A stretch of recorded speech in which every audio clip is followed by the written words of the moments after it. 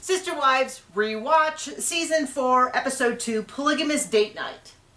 This is another one of those episodes where they try to convince us that Cody has a perfectly balanced relationship with each of the four of them. Where they just make stuff up for the whole episode. They often go on helicopter rides and skiing as a normal part of their date. If I was going to summarize it, it would be he takes Meri for something he's been promising for a long time and then screws her over and practically breaks her leg. Janelle, he goes and they have a perfectly nice but completely cheap time. Christine, they go and they do something neat. They go hiking. So, like, as in, he doesn't spend any money on Janelle. Is my point. Is that Janelle, once again, gets no money for her, for the things that she wants to do. It's not in her budget. Her bar is already super low because she just wants to go hiking. And she married Cody, so her bar's very low. And then, Meri, Christine gets something she wants, but not the main thing she wants, which is Cody's actual attention and care. And then Robyn gets everything she wants, and the whole family has to come over and help her, and she somehow gets out of helping everybody else because her kids are sick, which is an ongoing, if you don't know, there's this ongoing theme that Robyn gets out of stuff by saying her kids are sick. I'm not saying that they weren't sick. It's just funny when I saw that. I was like, oh yeah, it's right. People always say that she gets out of stuff because her kids are sick. Now, are kids sick a lot? All the time. Well, I'm sick of her kids. When we put our son into preschool, we were lucky if we got a full week of preschool. Zero for everything. Before, and we were just constantly sick. So you would get like one good night's sleep and then he'd be sick the next. You get like 2 days of school and then he'd be sick on Thursday. And it was just, even when he was only going like 2-3 hours 3 times a week, it felt like he was there just long enough to lick every surface and then ask everybody to cough directly into his mouth. Like it was so ridiculous. And even now, he hasn't been sick all summer. No one's been sick all summer. He's going to go back to school here soon. And I bet you within a week or two, we're like up here like sniffling and snorting. Which is funny because if you look at our videos from last spring, the ongoing trend was that John was sick at every video. I don't care. And people would laugh. Anyway, so let's go into it. So this answers a question I've always had because I've always criticized Cody for having a convertible because it is more expensive than like if he had a nice clean car. Also, he doesn't have that many kids, so he doesn't need to cart them around. So, 2 real seats and 2 other seats for people with no legs totally makes sense for him, right? And people have said, well, he got that from his job. Well, I don't know if he got that first car from his job. I was always like, I don't think so. But this car he does. First of all, it's an ugly convertible, and they get it. It's a Nissan. Well, he said something the family's been hideous. working at a marketing company, which I think is just code for MLMs. MLMs are huge in Utah. And then they have clearly always been into MLMs. They got that weird plexus stuff, which, and then Meri did the LuLaRoe. I wonder, from what I've heard, LuLaRoe is going bankrupt, so I wonder what she's going to do next. They were, apparently, My Sister Wives Closet was supposed to be an MLM, which is, like, ridiculous, because you're like, of all this, you really thought you were going to get other people? It was supposed to be a company. I mean, it wasn't much of anything, but a gigantic hole in their wallet. But they get this, I thought it was a PT Cruiser convertible. And you're like, no, it's a Nissan. And I tried to Google Nissan convertible, and my phone wouldn't even connect to internet. So I said, never mind. Yeah, I don't know what it was. It looks like one of their crossover SUVs that's made extra hideous with a convertible top. I don't know. But my point is, this is the man who already acts like he's the fun uncle visiting these wives. Because he just shows up, he doesn't parent because they don't want to make him the heavy. He has his own budget. He doesn't seem to do any household stuff other than occasionally, like he hung a TV. And was it a production? Remember when he hung the TV? Well, technically, I think it was either she asked Logan or Hunter to do it. And Cody's like, I'm a man, I can do it. And then proceeded. That remains to be seen. He spent all day running around looking for tools just to find out that everything was right there. Bolts and stuff. Gosh, it was such a... Anyway. So I have an issue. I have an issue with him having a fun car. And then people will be like, well, yeah, but the wives already have a business card. Yeah, I know that's the problem. The wives do everything. And he doesn't ever seem to make any sacrifices for these families, other than telling us all the sacrifices he made. Makes plenty of sacrifices, like not ever seeing them. How about this? Think of all the sacrifices I've made to love you. I think I'm gonna get that made into a t-shirt. It says, all the sacrifices I've made to love you. I gotta find the exact wording. And then I'll wear it with you, and that won't at all set off red flag for people who encounter us. You'll have a shirt that says, I don't care, and I'll have one that says, the sacrifices I've made to love you. There and you people go. are going to be like, wow, are you guys okay? Is there something we should know? No, we're not okay. That's why we're doing this. So, he's going to take each of the wives on a date, because he's like, it's important that you nurture each relationship. And then he goes out with Meri, and it feels like Meri is so desperate for his attention in a way that makes me sad. Like, I'm not criticizing her for this, but she's like, for 22 years I've wanted to go skiing. I'm like, oh wow, that's so sad. Well, she had all those kids keeping her busy, right? Oh, John, that's so mean. Well, that's my point. She didn't. She didn't, but anyway, and she made the comment. He was busy wetting his pencil. She made the comment, it's been hardest on me since they moved to Vegas, which is sad. Yeah. I don't think it's, this is the deal. I don't think it's, I don't necessarily won't say that that's true, because I think it's been really hard on Christine. I think Janelle's gotten the short end of the stick, but Janelle has just never been someone who cares. Her bar for what she needs is so low it's on the ground, and Cody still can't get over it, as demonstrated recently. But it appears that he's teaching her how to ski. He did not teach her how to stop. So she just fell over every time. Finally, ski patrol comes over. She's sitting down. He's like, hey, guys, what's up? We doing okay? And she's like, yeah, I'm just resting. And it kind of comes up that she doesn't know how to stop. And he's like, well, you make the pizza slice. I went skiing one time when I was like 18, and I learned the pizza slice. The wedge. That, and that I imagine that my boobs were headlights and I was pointing them downhill. Those are the two things I remember from my ski lesson. And that's it. It's the only time I've ever gone skiing. I've gone snowboarding, I think, 2 more times other than that. And then we did it a bunch of times when we lived on the ranch up north. We would go out on snowmobiles. And we would go up. You know, they were small hills. It was not a ski slope. But it was fun, and it was all fresh powder. And, well, we've recently discovered that one of the reasons I didn't like snowboarding was that it hurt so much to fall. And I realized recently that I only ever did black diamonds and double black diamonds. And I was like, very recently, I was like, I wonder if that's why I never had fun. Yeah, that would be that. I don't remember the logic of why that happened. I think maybe I was with friends and we would go up together, and because I didn't die, I assumed that was what I was supposed to be doing, that you basically went on the hardest course you could. Until you were scared for your life, and then you would do other things. You okay? Are we interrupting something for you? My guitar's done.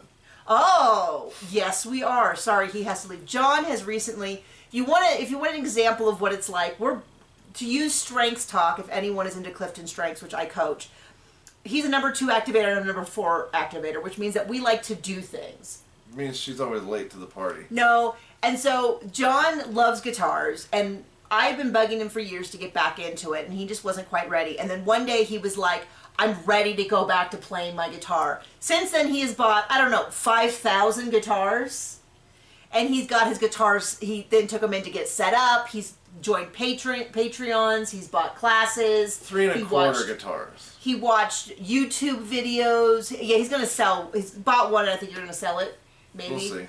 We'll see. But when John hits the ground running, he just takes off. And so our house has gone from literally he hadn't touched his guitar in years to that's all he does all day, and watches videos and like instructional videos, and is printing out tabs. That's what they're called, right? Mm-hmm. All that kind of stuff. And I am whitening my teeth, and so it actually kind of hurts to talk. Can you see a difference? Well, you won't let that stop you. I'll tell you what, in that preview, they sure look white. Okay, so she finally learn how to stop, and it looks like almost immediately she falls. She feels a pop in her knee. She's like, I'm just going to go rest for a few minutes, let my legs stop hurting, and then I'm going to go back. They get to the bottom. The same ski guy comes over and is like, hey guys, what's going on? Because she's got her knee up. She talks. I'm going to tell you right now, anytime you hear a pop in a joint, it's just keep going. Push through. It's probably not great, especially a knee or a shoulder. Those are the ones, those are our real, I mean, maybe a hip as well, but we got some real dodgy joints up here. We get our flexibility in exchange for constant injuries. So he's like, yeah, you felt a pop in your knee and it hurt right in here. And because I really would highly, like, he didn't ban her from skiing, but he was like, we highly recommend you call it a day. And I was like, that is some insurance language that came straight from HR. Yeah. It would be going against our advisement to continue. And then they sit and they talk about their first meeting when they first met and their first kiss, and that he proposed on Christmas Eve, and they had their first kiss on New Year's, and that he says he didn't do a really great job of proposing because she turned away, she turned back, and he had a box, and so she handed it to her and she opened it with a ring, and he's like, so I guess we should get married or something like that. And then he says, you know, I didn't have much experience proposing. Robyn really got the benefit of that. And then she's like, Robyn, Robyn, Robyn. And it's clear that she is kind of joking and kind of not.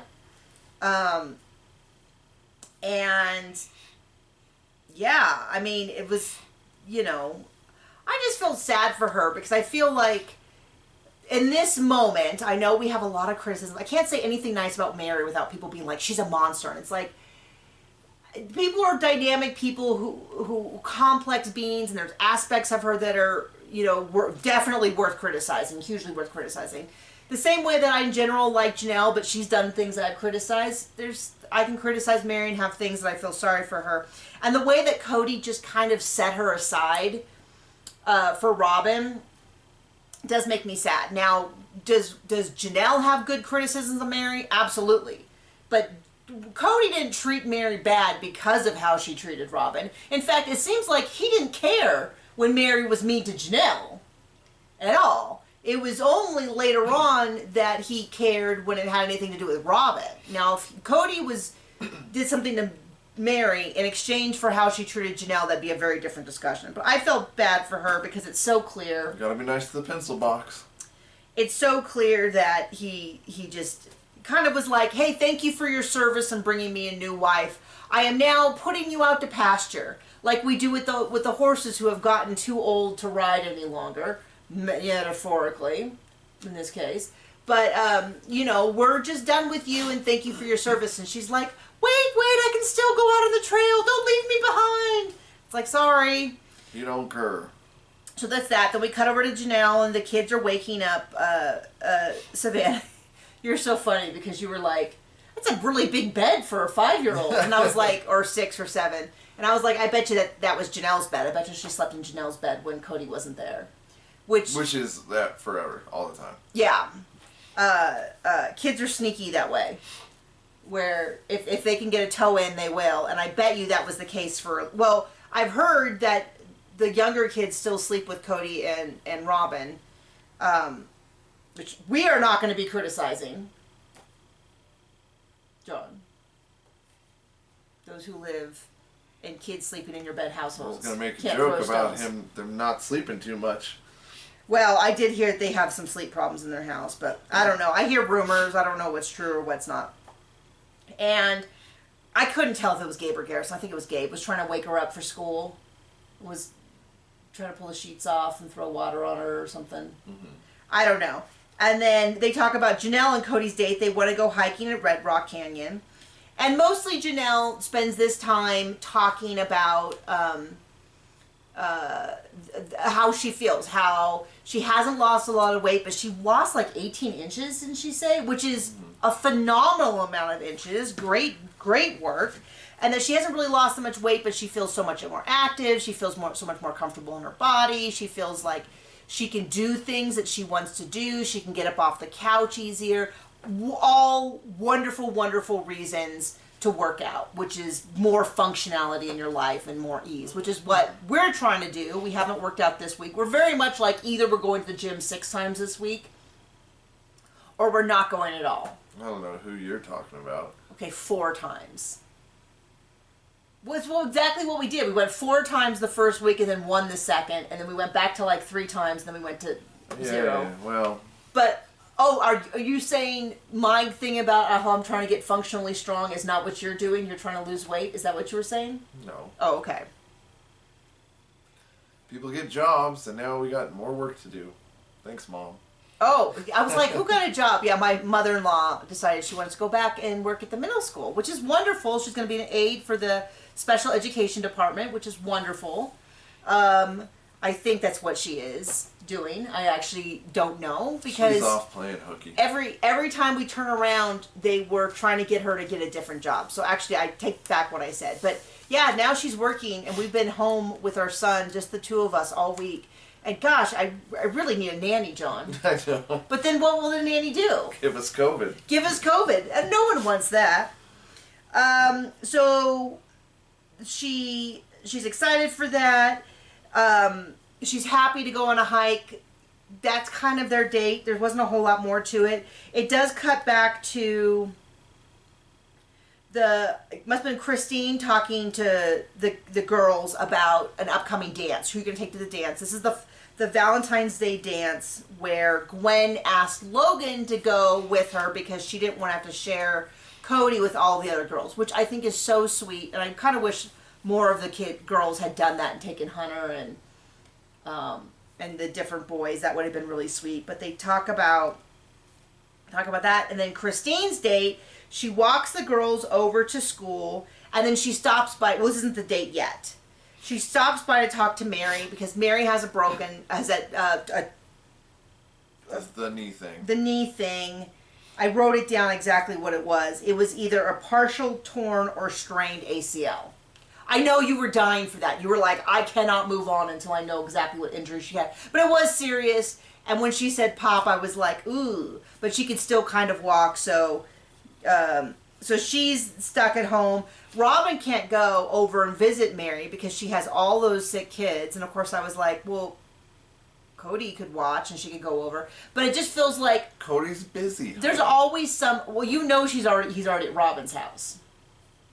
But my point is, this is an example of... He's got to get his pencil. Robyn so badly wants to be a sister wife, but there's always some reason why she can't. In this case, it was the kids were sick. They did look sick. They showed the baby coughing, but it did seem like she could have found an excuse to go over for a few minutes or something. So anyway, Christine goes to cheer up to cheer up Meri, and while she's there, she talks again about her issues with Cody. Her concern that she still has hurt feelings over how the courtship was done, that she still is struggling with him. And of course, there's no accountability for Cody. It's all about what Christine can do. And I'm not saying that that's not a separate from the polygamy thing. So this is what Cody meant when he said it's a patriarchy. Well, my point is that you just don't care. When you talk to someone and you talk about, you probably want to focus a lot on their responsibility and what they can do because you can't control other people. But if that's how everybody in the marriage handles it, then no one's holding Cody responsible, right? Mm-hmm. And so then it's like, well, you need to do this, you need to do that. And the other thing I noticed is there is not a season that has gone by, we're only on season 4, that hasn't highlighted and talked about Christine's feelings about their wedding. So right now, in real life, not in real life, but because it's all delayed. In season 18, which hasn't premiered when we filmed this, but will have premiered when this is on YouTube, we see Robyn talking about how, I don't know how I missed it. I'm like, we didn't miss it. The viewers, it is there. It is constantly mentioned, these problems that she is having. I think she was too busy hoeing about. And they used to watch the show up until like season 15-ish. They used to live tweet the show every Sunday. And then it got less and less, and then I don't remember when it stopped. It's been several seasons. But I'll tell you what, in season 4, they definitely were. They'd watch it and say things like, "Aw, isn't Savannah so cute that she couldn't, she sleeps so hard," and which is not the case in my family. If you fart, John wakes up and is like, "What is that? What's that noise?" And my son as well. If I if I move a toe, suddenly there's this little like, good morning, mommy. Like I don't know how people do this with kids or spouses where they're like painting their toes in their sleep or something for a prank. They're like prank shows. And all I'm thinking is, if I like touch John like this, he'd be like, what's going on? Like he's on full high alert at all times. I can kind of sleep through things, but not, but it's more of a choice where I'm like, I will not acknowledge that. I'm going to continue to sleep than actually being deeply asleep. I don't know where I was going with this. Oh, so we go on and she's like, and then Meri uses this example of like, when you do nice things for Isabel and she just gripes, doesn't that frustrate you? And I'm like, so Christine's like a child and Cody is like a tender, loving mother? Boo, boo, hate this analogy. And so then they go on, Cody and Christine go shoot guns at each other. And the way that they're joking, sorry, I guess it's a... They didn't go to a duel. Paintball guns at each other. I guess that was a very, very bad omission to make. They went and they shot at each other with dueling rifles. No, pistols. No. So they went and shot paintball guns. And even the way they're joking, like, yeah, it'll be nice to shoot at each other, does not feel like a loving couple. It definitely feels like a marriage in distress. Like, it definitely feels like... Yeah, you know what doesn't seem fun to do with you? Inflict pain. I mean... on purpose? Yeah, just the way they're talking about it, it's like, oh, this is there used to be a sketch on Saturday Night Live with Amy Poehler and, I can't think of his name. I want to say Steve, but that's not it. Where they play he's a late night show, Seth Meyers and Amy Poehler, who played a bickering married couple, and they like are just saying nasty things to each other all the time. That's what they kind of felt like. Not quite nasty things, but it's no secret to me as a watcher, a viewer, that this is a little awkward. And then he takes her on a helicopter ride. His buddy in Vegas has a helicopter business. I'm a little bit like, what? I don't know about that. Is that just code for if we show your helicopter and we film with it, that will give you a kickback or something? And then they talk a little bit about dating and how she said, we used to have a lot of fun. And she said that she kind of basically proposed because she told Cody, of all the guys I know, you're the one I'm most likely to marry. And he was like, okay, well then we'll just do that.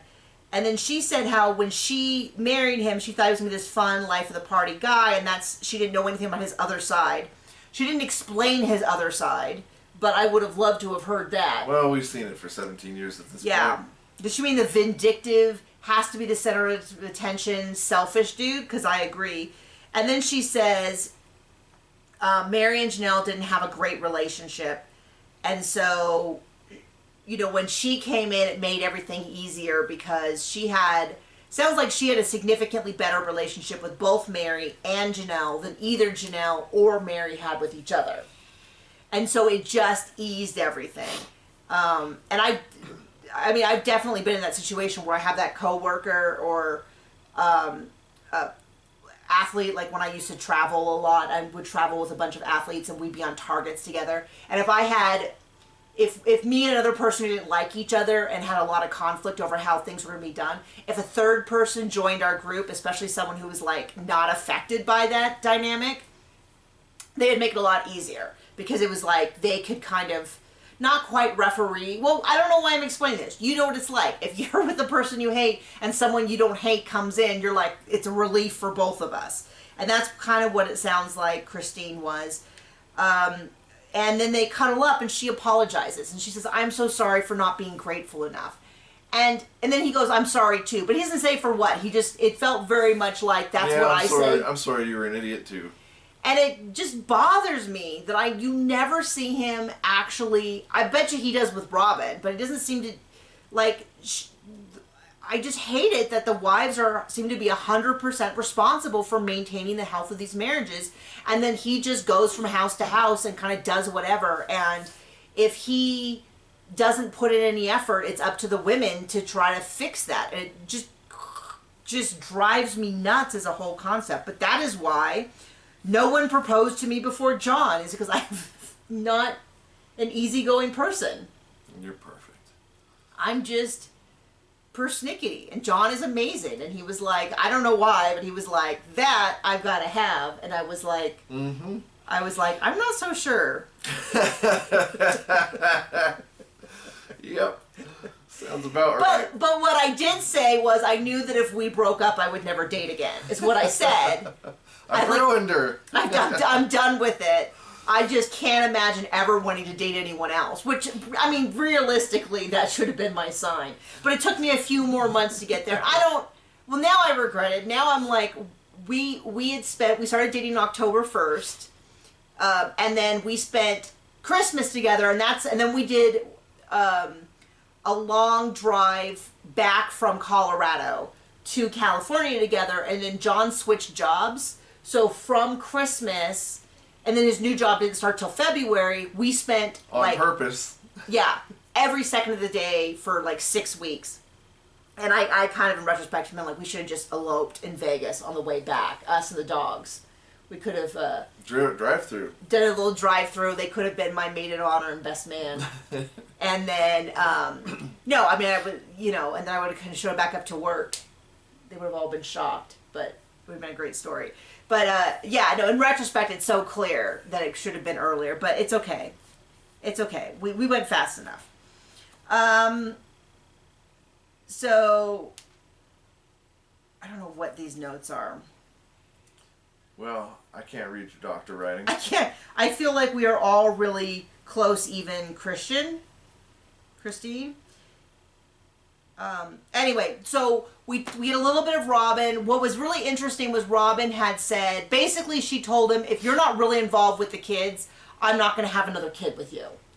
And all of that. And she's like, well, I know he can't be here all the time.